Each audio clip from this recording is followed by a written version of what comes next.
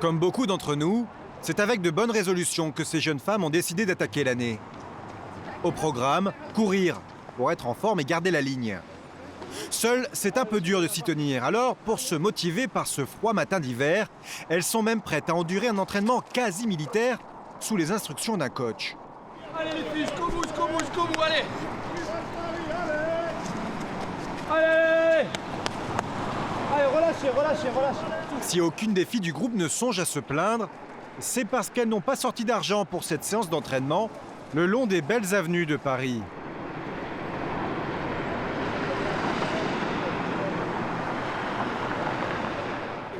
C'est Nike, une grande marque de sport qui a payé. Super! Et ça ne s'arrête pas là. Quand même, ça a été dur. Pour les mettre en condition, elle a tout prévu. Ouais, félicitations, mesdemoiselles! We run! Paris! We run! Paris! We run! Paris! Super! Mais ouais, je suis trempée, je suis ravie. Super. Maintenant, on va voir ce qui nous attend en haut. Agathe, une jeune directrice commerciale, n'est même pas spécialement une bonne cliente de cette marque. Pour être là, elle s'est juste inscrite sur son site.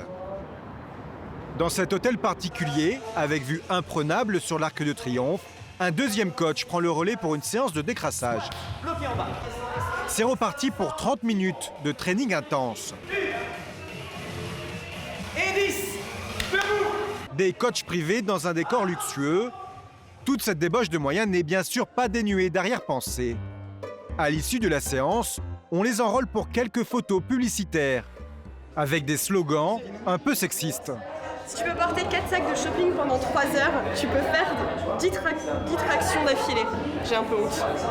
Mais oui, je fais mieux le shopping que les tractions, personnellement. Chaque participante va gentiment poser et jouer les femmes sandwich pour la marque. Et surtout, avant de repartir, passage obligé par le showroom qui leur présente les dernières nouveautés.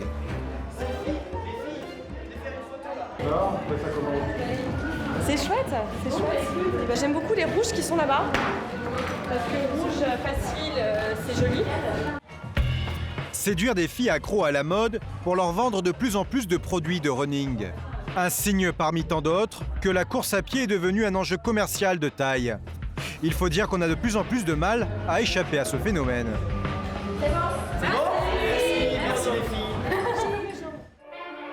Ils ne reculent devant rien. Ni la nuit, ni le froid, ni la pluie. Les envahisseurs, des êtres étranges venus d'une autre planète. Leur destination, la Terre. Leur but, s'y établir et en faire leur univers. Qu'ils courent tous les jours ou une fois tous les 2 mois, les runners n'ont jamais été aussi nombreux. Il serait 10 millions rien qu'en France.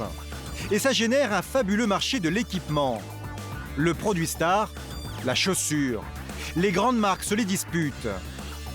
Les plus connus, Adidas, Nike, ou plus spécialisés comme Asics et Mizuno. Remplis de gel, d'air, ou carrément montés sur ressort. Ces chaussures n'ont jamais été aussi chères. En moyenne, 140 €. À ces prix-là, ils vous promettent toujours plus de plaisir et de performance. Et pour mieux vous tenter, certains utilisent même des méthodes marketing inédites. Quelles sont donc les armes de ces géants pour vous faire courir?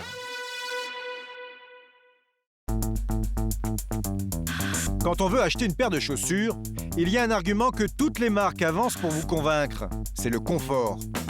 Car ce sport a un inconvénient, il peut vite faire mal. Frédéric en sait quelque chose. Bonjour. Pour essayer de trouver des chaussures. Je suis coureuse occasionnelle. Elle s'est mise à la course à pied récemment. Et comme beaucoup de novices, elle souffre. En fait, j'ai décidé ce matin parce que en courant, je me suis fait mal au dos. Je me suis dit, il faut changer de chaussures. Curieusement, le vendeur lui fait essayer une paire sans même lui demander son budget. Ce qui l'intéresse, c'est juste de savoir comment elle court. Car on ne le sait pas forcément, mais nous n'avons pas tous la même foulée. Ce que je vais vous demander de faire, c'est de vous mettre au milieu de la route et de courir jusqu'au passage piéton en petite foulée et voir un petit peu comment vous êtes dedans. Et moi, je vais regarder votre foulée. D'accord? Je vous laisse faire. Moi, j'ai beaucoup de gens qui reviennent de grandes surfaces parce qu'ils se sont blessés, parce qu'ils ont acheté des chaussures sans renseignement et n'importe comment et se sont blessés. Son œil d'expert va vite repérer ce qui cloche. S'il vous plaît. J'ai une question. Est-ce que vous avez déjà eu mal à l'extérieur du genou droit? Ça m'est arrivé, mais c'était vraiment... C'est-à-dire, à ce niveau-là, est-ce que vous avez déjà eu des petites douleurs? Petite douleur, ouais. Voilà. Alors L'essuie-glace, ça part vite. Voilà. Ouais. Alors ça s'appelle le syndrome de l'essuie-glace. C'est-à-dire que vous avez votre genou qui rentre sur l'intérieur et ça vous fait comme une petite tendinite, quoi. Ouais. Tendinite de la patte doigt. Compte tenu de sa foulée, le vendeur va porter son choix sur quelques modèles. Avec un seul critère en tête, le type de semelle. Ça veut dire que là, vous allez avoir une bidensité ici. Et chaque marque a sa technologie, plus pointues les unes que les autres. Et moins sur... Là, vous avez un concept de gel avant-arrière. Là, c'est un concept d'air avant-arrière encapsulé. Ce qui compte vraiment, c'est de se sentir bien dans ses baskets, de les oublier quand on les porte. Frédéric va essayer les 3 modèles. Et après quelques foulées, elle n'hésite plus qu'entre 2. Ultime test pour les départager, un à chaque pied. La Nike en rouge, la New Balance en blanc. Un petit peu plus vite. Alors, le verdict, New Balance. Ouais, celle-là, je la sens. Voilà, celle-là, Alors vous que celle-là, l'oubliez. Je l'oublie. Voilà. Alors, il faut savoir que New Balance, c'est comme des chaussons. On appelle Ah oui. la charentaise de la course à pied. Bon. Une chaussure pour coureur pantouflard à 140 € tout de même. Chaussures là, les New Balance. Et elles vous plaisent? Oui, oui, ça va. Oui. Vous n'avez pas trop regardé la couleur, le design C'est pas quelque chose qui vous intéresse plus Non, que ça? quand je vais au sport, c'est pour courir, c'est pas pour autre chose. Le confort maximum, c'est devenu un argument stratégique pour chaque marque. Et dans ce domaine, il y a un pionnier qui se trouve à l'autre bout du monde, au Japon. Au sud de Tokyo, Osaka, la 3e plus grande ville du pays. Au centre-ville, le plus grand magasin de sport appartient à une des marques les plus connues de l'archipel, Mizuno. À l'intérieur, tous les modèles de chaussures se vendent au minimum 100 €. Pour trouver son bonheur, pas besoin de courir dans la rue. Il suffit de mettre les pieds sur un scanner et de faire quelques flexions. Mettez-vous sur un pied. En un clin d'œil, monsieur a trouvé chaussures à son pied. C'est ça qu'il vous faut. Au milieu de la pollution, comme à Paris, le meilleur endroit pour courir, ça reste le parc de ce vieux château. Ici, les runners sont un peu moins lookés que chez nous.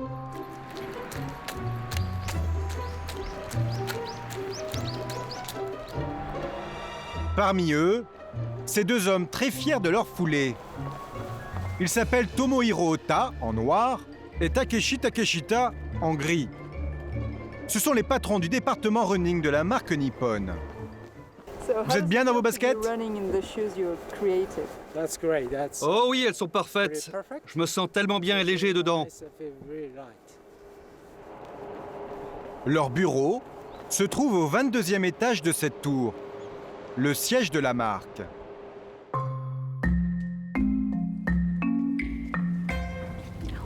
Bienvenue au siège mondial de Mizuno. Du foot, du baseball, du judo, du patin à glace. Ici, on ne fait pas dans la fringue de sport branchée comme chez Nike. Leur marque de fabrique, c'est l'innovation technologique. La course à pied, ils y viennent dans les années 90 avec ce best-seller, la Wave Rider. 11 millions de paires vendues dans le monde depuis 17 ans. Pour prolonger ce succès, ils peuvent compter sur ce qui a toujours fait leur force.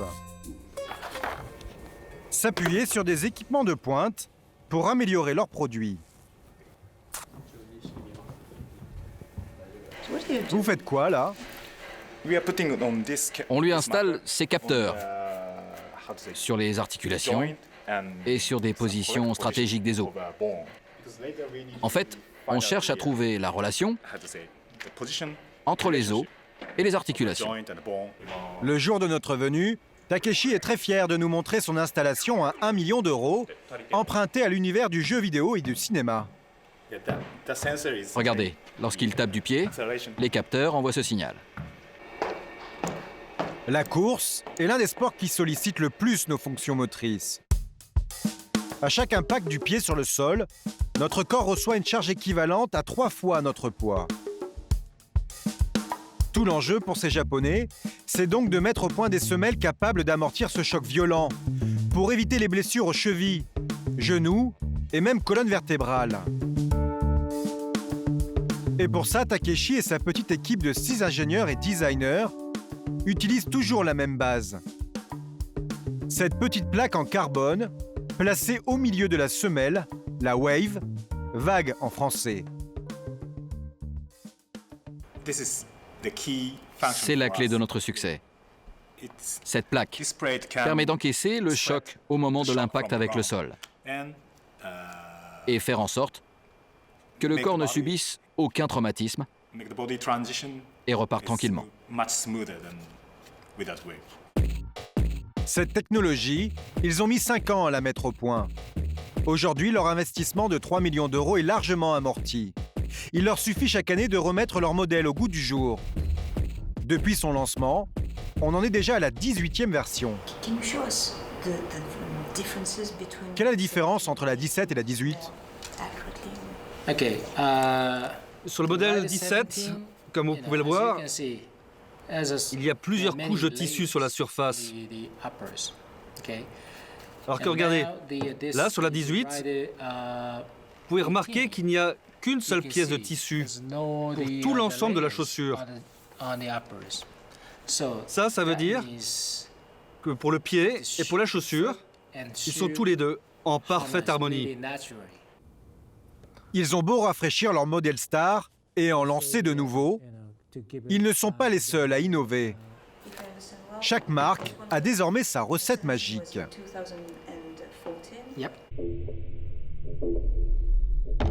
Une des dernières sorties sur le marché, c'est la Boost. Selon Adidas, une technologie qui donnerait à leur semelle un ressort unique au monde. Les 3 meilleurs marathoniens du moment en sont tous équipés et battent des records avec. Mais ça ne fait pas rêver le grand public. C'est tout le problème du running. Contrairement au foot ou au basket, il n'y a pas de star pour vendre les produits. Alors les géants du marketing que sont Nike et Adidas ont dû trouver une autre stratégie pour conquérir les foules. Lorsqu'elle se prépare pour une petite sortie running, le plus compliqué pour Camille, c'est de trouver la bonne tenue. Alors, du coup, affaire de sport. Dans son placard, les vêtements de sport ont pris le dessus sur les tenues de ville. Pour les occasions sociales, mais globalement beaucoup d'affaires de sport. Cette Parisienne d'une trentaine d'années s'est mise à la course à pied il y a seulement 1 an et demi. Mes baskets, mes running. Entre les chaussures et les vêtements, il y en a pour 3 000 € au bas mot. Mais Camille n'a rien payé. C'est la marque Adidas qui lui a tout offert. En fait, t'es un peu comme un champion de sport, quoi. Ouais, sans les résultats et sans les podiums. Mais... Cette ancienne responsable de la communication numérique chez Louboutin, puis L'Oréal, a été repérée par le géant allemand grâce au blog sur la mode qu'elle tient sur Internet. Mais en ce moment, elle se consacre davantage à la mission que lui a confiée Adidas. C'est la toute première course en relais autour de Paris. Camille doit rassembler autour d'elle une communauté de coureurs de son quartier, Bastille. Sur Facebook, elle a déjà rameuté pas mal de monde. T'as combien d'amis, là ? Je pense qu'on est à plus de 1400. En combien de temps tu t'es fait 1400 copains ? En 6 mois. Oui. L'opération, la marque aux 3 bandes l'a baptisée du nom de sa chaussure, Boost Battle Run. Elle a même réalisé cette vidéo, diffusée sur Internet. Elle met en scène Camille, ainsi que les 9 autres ambassadeurs comme elle de la marque. L'idée est de mettre en compétition 10 quartiers de Paris et d'inciter chaque équipe à se surpasser.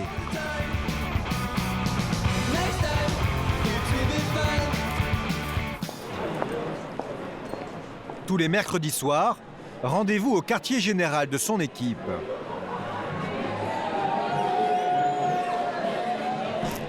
Dans ce bar du quartier de Bastille, tout l'étage est transformé en vestiaire. Camille y retrouve tous ceux qu'elle a déjà recrutés sur Internet. Je pas dit bonjour. Je vais y aller. Je vous aime, je vous embrasse. Salut. Je vous aime. Ce soir encore, il y a de nouvelles recrues. Et pas besoin d'être un champion pour participer. Est-ce que je peux avoir tous les nouveaux, s'il vous plaît? Tous les gens pour qui c'est la première fois à la Boost Bastille? Vous venez me voir? Vous êtes familière avec le concept ou pas du tout? Je connais pas. Un tout petit peu. Ok. Il y a 3 groupes de niveaux. Donc il y a chaton, panthère, guépard. Chaton débutant, retour de blessure. Panthère, niveau intermédiaire. Et les guépards, ça court très très vite.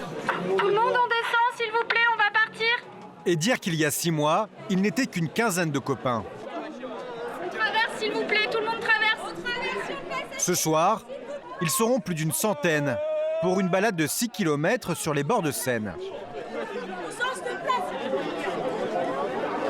La plupart d'entre nous ont des plans. Donc ne vous inquiétez pas, ça va bien se passer.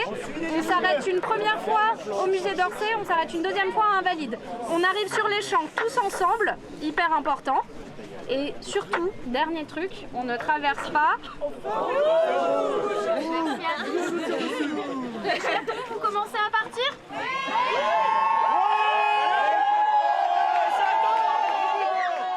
L'idée de la marque, ce n'est pas de faire courir le plus vite possible ces jeunes Parisiens, mais plutôt qu'ils fassent un maximum de bruit sur les réseaux sociaux. Cela consiste notamment à faire circuler des photos ou vidéos d'eux en tenue de sport. Mais les patrons de Camille attendent bien plus que ça. Ce soir-là, ils viennent de leur envoyer sur leur smartphone une bonne nouvelle. L'équipe de Camille, la Boost Bastille, a remporté le défi du mois.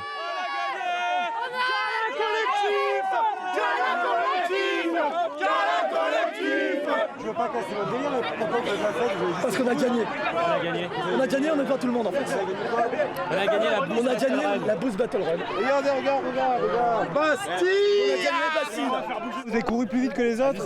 On a fait plus d'actions créatives, on a fait plus de courses. On est dans le turfu là. On a été plus loin encore que les autres. Donc là, c'est notre 4e victoire sur 5 battles. Du coup, je suis ravie. Les actions créatives, ce sont des réalisations originales que ces coureurs ont imaginées, tout spécialement pour la marque allemande. Il y a par exemple ce petit jeu vidéo à l'effigie de Camille, ou même une bière artisanale. L'air de rien, sur toutes ces œuvres, visibles par tous sur le net, il y a toujours une petite pub discrète pour Adidas. Pour récompenser tous ces participants, la petite sortie va se terminer en beauté, sur les Champs-Élysées. L'équipementier a privatisé juste pour eux son plus grand magasin. DJ, petit four et bière à volonté. Et une remise de 30% pour tout le monde. Vous avez fait une bonne affaire ? J'ai fait une bonne affaire. J'ai surtout mieux courir. Non, surtout j'ai gagné en fait. Même après l'effort, Camille, elle, ne relâche pas la pression. Ok. La coach joue cette fois les vendeuses. Respire, mais c'est pas imperméable. Ouais. Si tu pars sur celle-ci...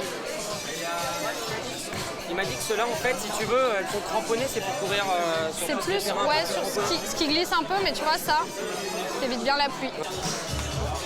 Qu'est-ce que ça vous rapporte aussi, personnellement, de faire ça? Moi, sur ça, honnêtement, c'est pour mes copains. Et je suis contente de le faire. C'est juste pour moi, pour le plaisir de les voir, pour le plaisir de les faire courir. Très franchement. C'est un job à temps complet de faire ça, quand même. Ah, pour moi, très franchement, non. Je suis là, moi, je viens m'amuser avec mes copains. T'as pas d'argent, pas de salaire, rien? Ah, ça.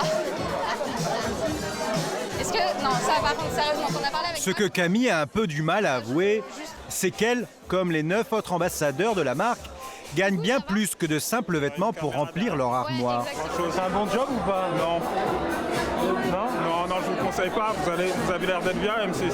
Face à notre insistance, L'attaché de presse d'Adidas intervient. Je demande si c'est un bon job en fait. Quel job? Le job de représenter Adidas, d'être ambassadeur de la marque. C'est un job ou c'est pas un job? C'est une mission, c'est quelque chose que tu portes. Ouais, mais une mission, tout travail mérite salaire. Et c'est ça que tu veux. Parler d'argent pour l'organisation de ces événements qui se veulent festifs, ça semble tabou. C'est pourtant de cette manière que la multinationale booste ses ventes de chaussures de running, qui lui rapportent beaucoup.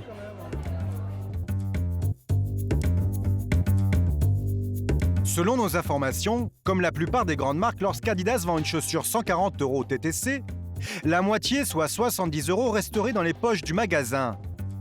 L'autre moitié sert bien sûr à payer la fabrication de la chaussure. La marque l'achèterait à son sous-traitant, en général asiatique, 25 € sortis d'usine. De quoi payer la matière première et le salaire des ouvriers qui produisent les chaussures. Au final, il lui resterait 45 € à la marque. De quoi couvrir largement ses frais de gestion et de pub. En résumé, sur une chaussure à 140 €, la marque réaliserait jusqu'à 15 € de bénéfices nets. Le marché est donc très rentable et progresse de plus de 12% par an. Un gros gâteau de près de 400 millions d'euros qui aiguise les appétits de petits nouveaux.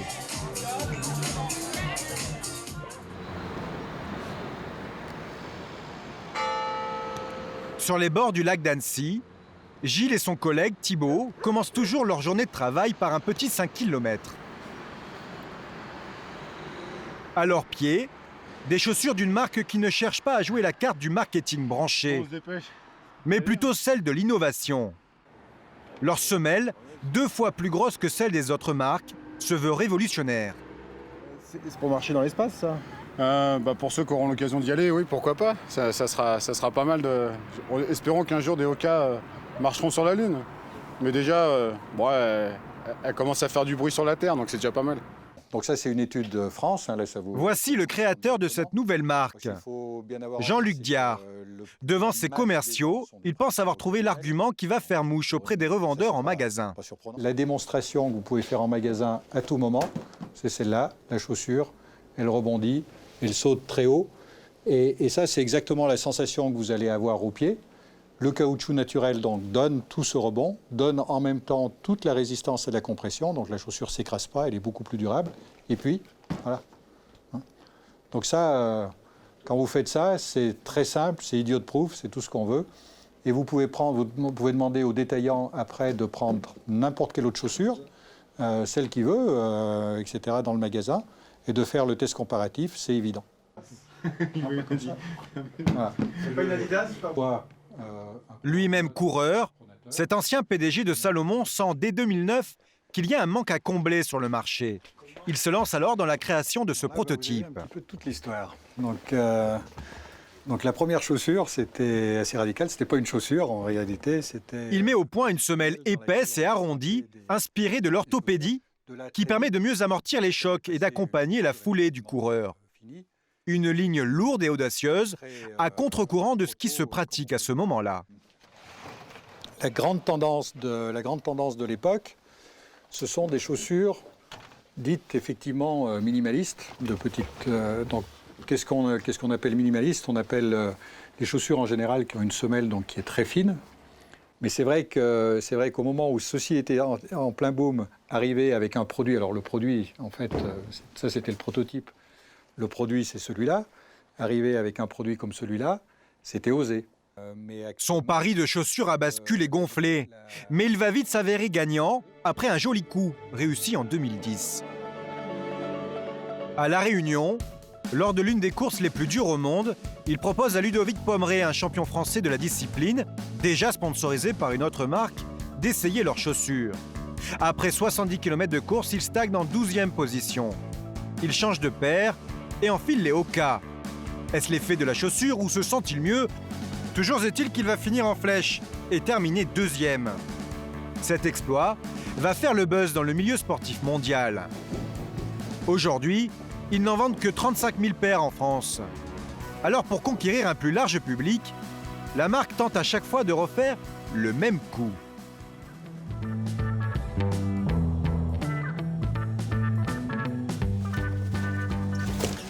Ce dimanche matin à Rennes, cet étudiant recruté par la marque a pris ses quartiers dans cette boutique pour coureurs. Dernier brief d'Antoine au patron des lieux avant l'ouverture. Là on est trail. Ça on est route. Et ça c'est mixte. Ouais, c'est mixte. Il est chargé de faire tester une cinquantaine de paires lors d'une grande course sur le point de démarrer non loin d'ici. C'est la seule manière qu'a trouvé Hoka pour exister face à un géant déjà présent, la marque Puma. Elle a payé plusieurs milliers d'euros pour être le sponsor officiel. Puma, ils sont partenaires de la course. Eux, ils sont là dans un objectif vraiment de communication. Nous, on est plus là pour faire du testing avec un public vraiment local sur Rennes. Tous les habitués de cette boutique ont été prévenus par mail de cette opération spéciale.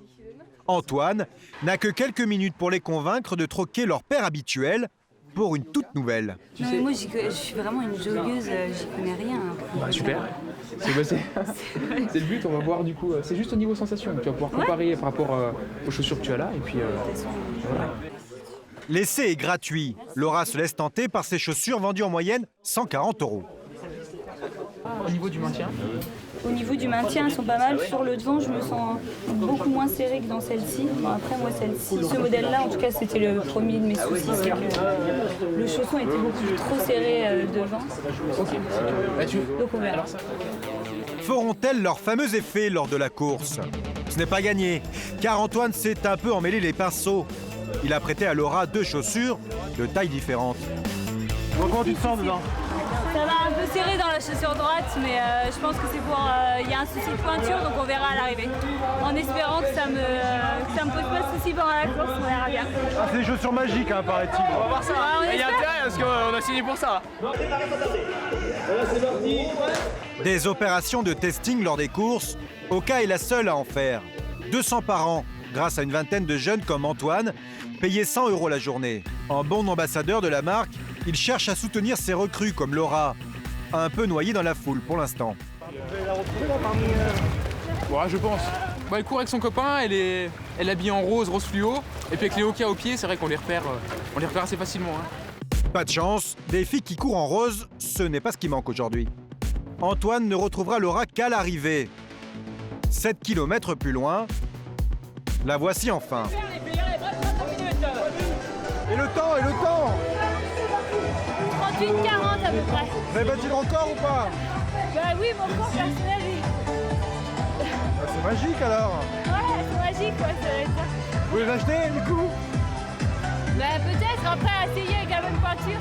En s'incrustant dans ces courses tenues par les grandes marques, le petit poussé Hoka fait donc une belle opération. Ses ventes triplent dans les magasins alentours le mois suivant. Petites ou grandes, chaque marque aujourd'hui met en avant ses qualités. Mais selon les experts, pour ces chaussures au-dessus de 100 €, les performances se valent à peu près toutes. C'est donc à chacun de trouver la chaussure qui correspond à sa foulée.